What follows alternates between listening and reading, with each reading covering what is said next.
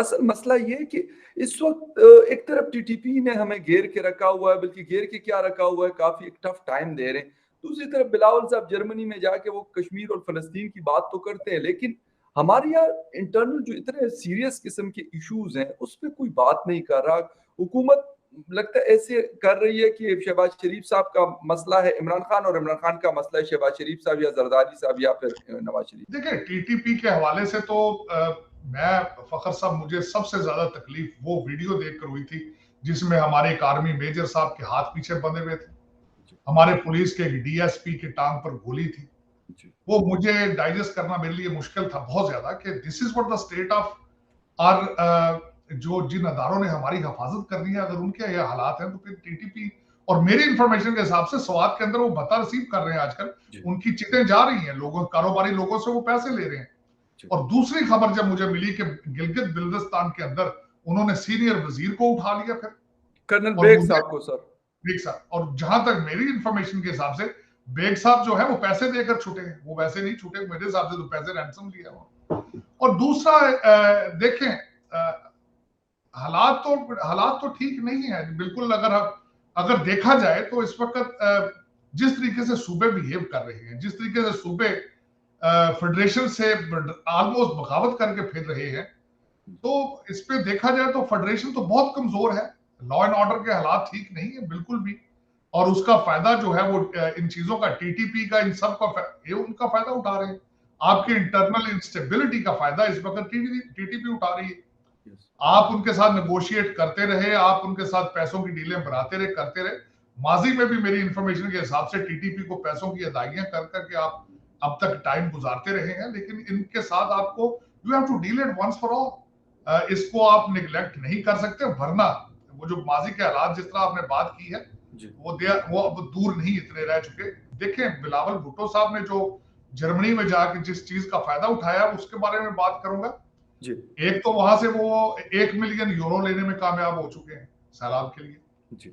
दूसरा, कश्मीर का जो उन्होंने फायदा उठाया है वो इसलिए है कि इस वक्त वॉशिंगटन डीसी और उनके एलाइज, यूरोपियन एलाइज भारत के साथ नाराज हैं, क्योंकि भारत ने रशिया से जो तेल लिया है 25% कम कीमत पर, और फिर उसके बाद डॉक्टर जयशंकर ने प्रेस कॉन्फ्रेंस में अमेरिका को स्नब किया कि हम अपना फैसला करेंगे जो हमारी कौम को सूट करता है उसके बारे में। और दूसरा, यूक्रेन के बारे में जो भारत का एक न्यूट्रल स्टैंड है या उनका टिल्ट है टुवर्ड्स रशिया, उसके खिलाफ मैं समझता हूं कि अमेरिका और उनके allies they have shifted their foreign policy, जिसका फायदा बिलावल भुट्टो साहब ने भी उठाया और कश्मीर का जिक्र किया।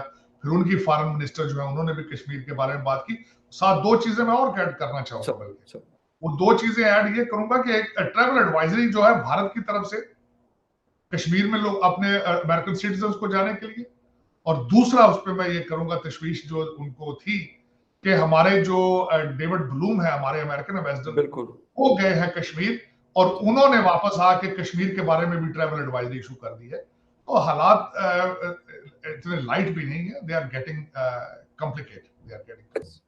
आप ग्रीन पासपोर्ट लेके किसी एयरपोर्ट पे जाके टेस्ट कर लें इस चीज को, जो आपकी जितनी इज्जत है, किसी दुनिया के एयरपोर्ट पे जाके टेस्ट कर लें कि आपको एयरपोर्ट के ऊपर किस तरह रिसीव किया। मेरे पास अमेरिकन पासपोर्ट है बहुत अरसे से, लेकिन मुझे देखकर वो पहचान जाते हैं पाकिस्तानी। मुझे अमेरिकन की लाइनों से निकाल लिया जाता है एज बीइंग अ पाकिस्तानी। अगर ग्रीन पासपोर्ट हो फिर क्या करेंगे आपके साथ। लेकिन ये कि खान साहब एक सियासी बयान देते थे, मैं ग्रीन पासपोर्ट के लिए अमाल चाहिए भाईजान, करैक्टर चाहिए, और कुछ अरसा उस पर काम करें, आप शराफत को प्रमोट करें आप जी।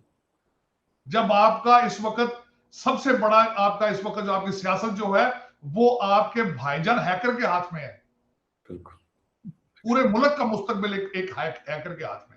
Absolutely right sir. और दूसरा ये कि मिसालें देते हैं जी, वो मोदी साहब को देखो, वो रशिया से क्या ले रहे, और मोदी के बच्चे लंदन में बैठे। कभी आप भारत के किसी एक वजीर आजम का बताएं लंदन में बैठा हो, कभी आप मुझे ये बताएं भारत के फैसले लंदन में हो रहे हो। इमरान खान साहब के लिए भी जनरल ज़ैनुल इस्लाम मीटिंग्स करते थे तो लंदन में करते थे, तारिक कादरी को लंदन में बुला के बातें। आज कहां आपके मुकद्दर का फैसला कहां हो रहा है? लंदन में हो रहा है। अच्छा सर, ये वाली बात आपने कर ली कि मतलब डॉक्टर जयशंकर साहब की बात आपने कर ली कि अमेरिका के साथ उनके शायद वो उस तरह के हालात नहीं है या जो भी कुछ है। लेकिन इसके बावजूद उनका अपना जो स्टैंड है इंडिया का, वो अपनी बात पे सर कायम है और वो ये देखते हैं जिस तरह आपने भी बात की कि वो कहते हैं कि हमारे नेशनल इंटरेस्ट में क्या चीज़ है। हम ये फैसला क्यों नहीं कर पाते कि वो देखते हैं हर चीज़ को, हालाँकि अमेरिका को भी सर वो नाराज़ नहीं करना चाहेंगे, ना रशिया को करना चाहते हैं और ना किसी और ताकत को करना चाहते हैं। सबके साथ वो चलना चाहते हैं और शायद चल भी रहे हैं काफ़ी हद तक।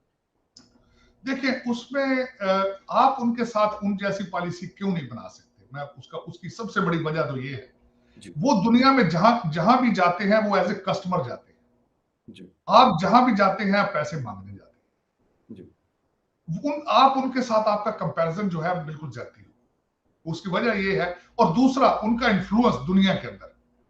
डॉक्टर जयशंकर भी यहाँ अमेरिका में थे, 10 दिन रुक कर गए। उनकी भी मीटिंग्स थी इनके साथ। यहाँ पे टोनी बिल्किन के साथ प्रेस कॉन्फ्रेंस थी उनकी, उसमें भी बातें हुई।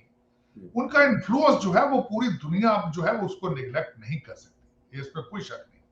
और लेकिन उसमें मैं अमेरिकन शिफ्ट जो है उसके बारे में 2 पॉइंट्स ऐड करना चाहूंगा। एक तो शायद ये टेम्परेरी सिचुएशन है कि भारत को सिग्नल दिया गया है कि if you behave like this we can do this. एक तो ये सिग्नल है। जी, दूसरा उसमें जो पॉइंट मैं ऐड करना चाहूंगा कि भारत हमेशा अपना एक न्यूट्रल और इंडिपेंडेंट स्टैंड लेता है, हमेशा। बिल्कुल, वो किसी दूसरे मुल्क को अपनी सरजमीन इस्तेमाल नहीं करने देते। लेकिन अब पाकिस्तान है, वहां पे आपको पता है आपकी एयरबेस शमसी एयरबेस थी, अमेरिकन को दी गई। आपके पेशावर के एयरपोर्टों से वो उड़ते थे। बिल्कुल, एक यहाँ पे वॉशिंगटन डीसी के अंदर एक ये भी स्पेकुलेशन आजकल चल रही है कि शायद अफगानिस्तान से निकलने के बाद America will be interested in having an air base इन पाकिस्तान। ये भी एक बात चल रही है। तो हो सकता है कि वो उसमें माइंड चेंज कर रहे हो। और जो चाइना और रशिया के आपस में जो अलायंस एक नया बन रहा है उसके दरमियान हो सकता है ये समझ रहे हो कि we need an air base in that area. तो वो एयरबेस भारत तो नहीं देगा। पिछली दफा जब डेजर्ट स्टॉर्म जंग हुई थी तो बड़ी मुश्किल से उन्होंने अमेरिकन तैयारों को रिफ्यूल करने की परमिशन दी थी, लेकिन वो एयरबेस तो नहीं देता। तो हो सकता है यहाँ पे ये भी बातें चल रही हैं इस तरह की कि maybe American and Pakistanis are they are talking about getting an airbase in Pakistan. तो राइट। अब वो देखें उस पे स्पेकुलेशन है। मैंने जिस तरह कहा कि इसके बारे में जी, जी, जी, ये कहा जाए कि ये मुस्तनद है, लेकिन ये कि मैं क्योंकि मैं यहाँ मीडिया पढ़ता हूँ, यहाँ के मीडिया के बारे में बात बिल्कुल, मैंने किसी आर्टिकल में ही पढ़ी है ये बात। जी, जी, ये स्पेकुलेशंस हैं लोगों की। लेकिन इसके देखें, लेकिन एक बात क्लियर नजर आ रही है कि अमेरिका और वेस्ट की फॉरेन पॉलिसी में शिफ्ट आया है। अब ये ओके, कितना अरसा रहता है, भारत के ऊपर प्रेशर ये कितना अरसा मेंटेन कर पाते हैं, क्या कर पाते हैं। अमेरिका का भारत का इन्फ्लुएंस जो है उसका यहूदी इजराइल की लॉबी के बाद there is no other comparison in Washington DC और दूसरे जो कैपिटल्स ऑफ द वर्ल्ड है। They are very strong. वो अगर कोशिश करें तो इस शिफ्ट को चेंज कर सकते हैं बड़ी जल्दी। लेकिन अब ये देखें कि ये शिफ्ट जो है फॉरेन पॉलिसी का कितना अरसा मेंटेन करके पाकिस्तान के साथ चलते हैं।